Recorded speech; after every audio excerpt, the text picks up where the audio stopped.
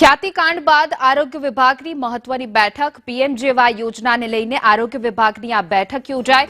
આરોગ્ય મંત્રી ઋષિકેશ પટેલે બોલાવી છે બેઠક। પીએમજેવાય યોજનાના લૂફલોઝ દૂર કરાશે। આરોગ્ય વિભાગ અને પીએમજેવાયના અધિકારીઓ આ બેઠકમાં હાજર રહ્યા। પીએમજેવાય યોજના અંગે નવી એસઓપી તૈયાર કરાશે। પીએમજેવાય યોજનાને લઈને આરોગ્ય વિભાગની આ મહત્વની બેઠક। હવે આરોગ્ય વિભાગ સતર્ક થયું છે અને ત્યારબાદ હવે આરોગ્ય વિભાગની બેઠક બાદ નવી એસઓપી પણ જાહેર થઈ શકે છે।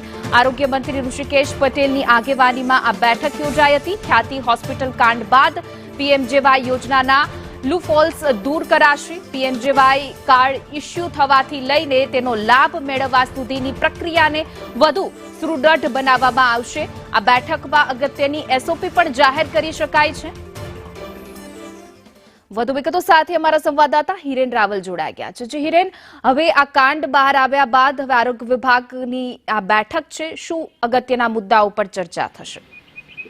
આરોગ્ય મંત્રી ઋષિકેશ પટેલની અધ્યક્ષતામાં આ બેઠક થોડા સમયમાં શરૂ થશે, જેમાં પીએમજેવાય યોજનામાં લાભાર્થીથી લઈ અને એમનું જે ગાંધીનગર ખાતેની હેડ ઓફિસ છે એ સુધીની જે પ્રક્રિયા છે એ પ્રક્રિયામાં ઘણી બધી વિસંગતતાઓ અને ઘણી બધી ખામીઓ અત્યાર સુધી સામે આવી છે, જેના કારણે ખ્યાતિ જેવી હોસ્પિટલો છે એ આ પ્રકારે પૈસાનો લાભ લેતી હોય એવું સામે આવ્યું છે।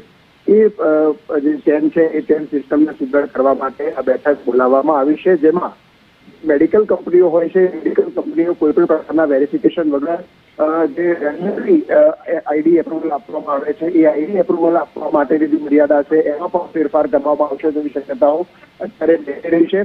આ ઉપરાંત જે અત્યાર સુધી કામગીરી થઈ છે, જે પોલીસની મદદ માટે જે સીઆઈડી ક્રાઇમ અને માફ કરશો જે અમદાવાદ ક્રાઇમ પણ તપાસ કરી રહી છે, એમાં આરોગ્ય વિભાગના કેટલાક અધિકારીઓના નામ પણ સામે આવ્યા છે કે જેમની બેદરકારીના કારણે આ પ્રકારે આખું કૌભાંડ જે છે તે સામે આવ્યું છે।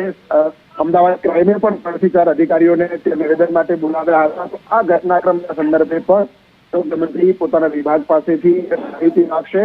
સાથે જે નવી એસઓપી બનાવવાની છે કે જે એપ્રુવલમાં કાર્ડ એપ્રુવલ હોય કે કાર્ડ એપ્રુવ થયા પછી ઓપરેશન થયા પછી જે નાણાંની ચૂકવણી માટેનો જે વિષય છે એમાં જે સીડી અથવા તો જે ફરિયાદી જે દર્દીઓ છે એ દર્દીઓના ડોક્યુમેન્ટ વગેરે છે ડોક્યુમેન્ટ પણ ફરજિયાતપણે મંગાવી અને એનું ક્રોસ ચેક કરવું એ પ્રકારની એસઓપી જે છે એ આરોગ્ય વિભાગ અત્યારે તૈયાર કરી રહ્યું છે।